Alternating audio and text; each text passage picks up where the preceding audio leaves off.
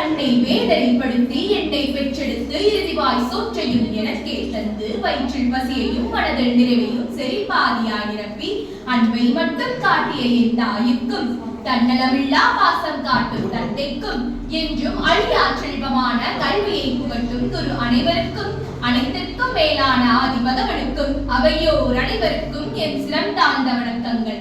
உலகின் மிகச் சிறந்த மாமனிதர் ஒருவரின் சிந்தனைகள் மற்றும் செயல்பாடுகளை பற்றிய எனது உரையினை துவங்குகின்றேன். அவர் யார்? விருதுநகரிலே பிறந்து பாரத ரத்னா விருது வென்ற வித்தகர் அவர். குமாரசுவாமி அவர்களுக்கும் சிவகாமி அம்மையாருக்கும் 1903 ஜூலை 15ஆம் நாளன்று பிறந்தவர் அவர். இவரது பிறந்த நாளை கல்வி வளர்ச்சி நாளாக கொண்டாடுகிறோம். இவரது இயற்பெயரோ காமாட்சி, தாயார் அழைக்கும் செல்ல பெயரோ ராஜா ஆகும். காமாட்சி ராஜரான காமராஜர் தான் அவர். இவரை பற்றி கூற வேண்டுமாயின் எனக்கு அகவையும் இல்லை, தமிழில் வார்த்தையும் இல்லை. இவருக்கு தன்னலம் இல்லை, இவர் பல பட்டங்களை பெற்றதும் இல்லை. இவரை படிக்காத மேதை என்று புகழாதவர் இல்லை. ஏழைக்கு கல்வி என மதிய உணவு திட்டம், ஏற்ற தாழ்வு வேண்டாம் என சீருடை திட்டம் என பல திட்டங்களை செயல்படுத்தி கல்வி கண் திறந்த பெருந்தலைவர். தன் வாழ்நாள் முழுவதும் எளிய வாழ்க்கை வாழ்ந்த மனிதர். தன்னை எதிர்த்து போட்டியிட்டவரையும் அமைச்சராக்கி அழகு பார்த்த அற்புதமான அனுபவசாலி. முதல்வரான பின் முதல் பணியாக குல கல்வி திட்டத்தினை விட்டு மூடப்பட்டிருந்த 6000 பள்ளிகளை திறந்தவர். இலவச மதிய உணவு திட்டத்தை அமல்படுத்தியவர்.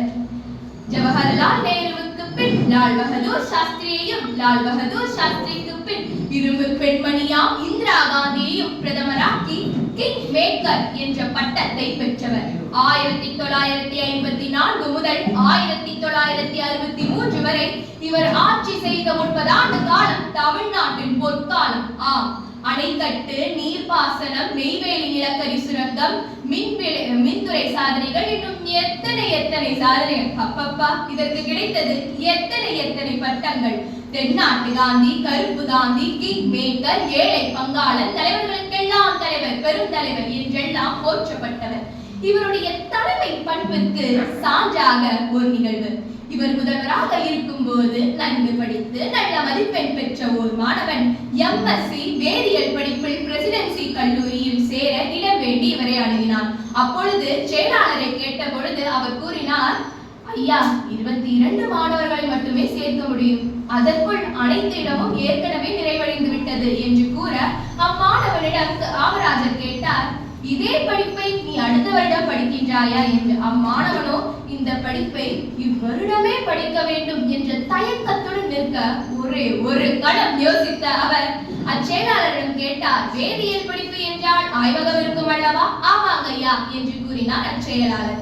எனில் மாணவர்கள் வகுப்பறையில் இருக்கும் பொழுது ஆய்வகம் காலியாக இருக்கும், மாணவர்கள் ஆய்வகத்தில் இருக்கும் போது வகுப்பறை காலியாக இருக்கும்.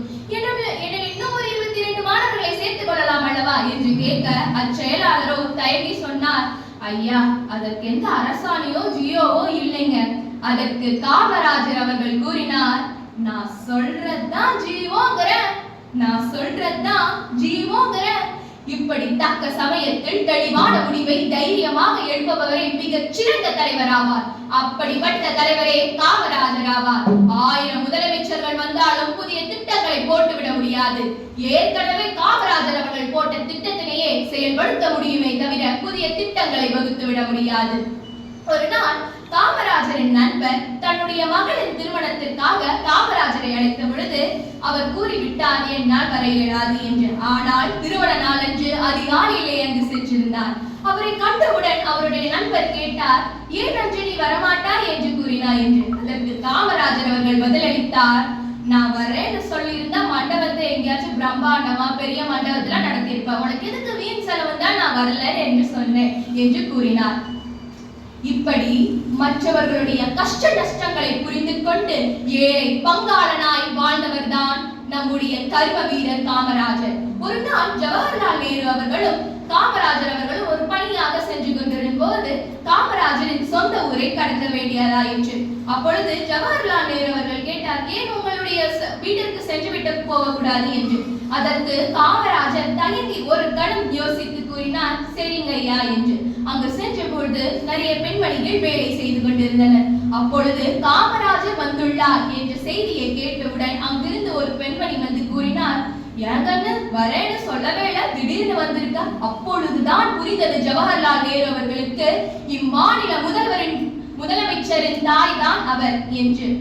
ஒரு முதலமைச்சரின் தாயார் எப்படி இவ்வளவு எளிமையாக வாழ முடியும் என்று நினைக்கும் பொழுது அவருடைய உணர்வு சிரித்து போய்விட்டது. இப்படி அவர் மட்டும் எளிமையானவர் அல்ல, அவருடைய குடும்பத்தினரும் எளிமையானவர் தான் என்று ஜவஹர்லால் நேரு அவர்கள் புரிந்து கொண்டார்.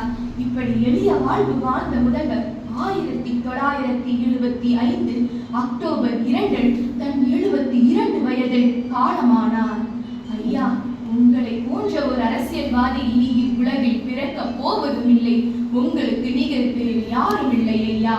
உங்களை போன்ற ஒரு அரசியல்வாதி இனி இவ்வுலகில் பிறக்க மாட்டாரா என்ற எல்லாம் வல்ல இறைவனை வேண்டி வாய்ப்பளித்ததற்கு நன்றி கூறி